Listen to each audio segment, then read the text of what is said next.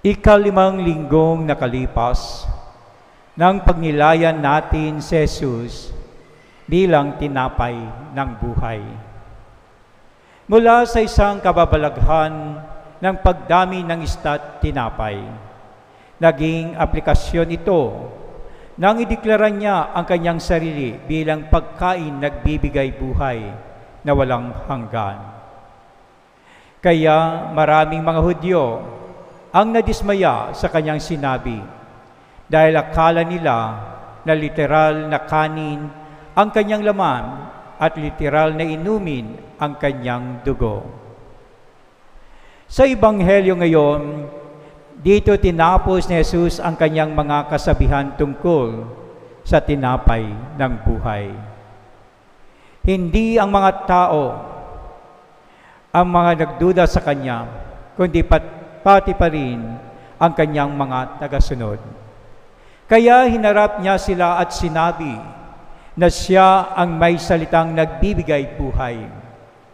Ipinaliwanag din niya kung bakit siya sinugo ng Ama sa daigdig. Ngunit alam niya na marami sa kanila ay hindi naniniwala. At ganoon nga ang nangyari na sila'y umalis at hindi nagsibalikan dahil hindi nila matanggap ang kanyang sinasabi. Subalit, naiwan ng mga apostol nang tanungin sila ni Jesus kung sila rin ay aalis. Ito ang naging pahayag ni Apostol San Pedro. Panginoon, kanino po kami pupunta? Nasa iyo ang mga salitang nagbibigay ng buhay na walang hanggan. Naniniwala kami at ngayon natitiyak namin kayo ang banal ng Diyos. Kaya nga sa Caesarea ng Filipos, naging unang Santo Papa ng simbahan, si Pedro, dahil sa kanyang pahayag na si Jesus ang tagapagligtas, ang anak ng Diyos. Bumaba ang Diyos Anak bilang tao para ipahayag ang mensahe ng pag-ibig.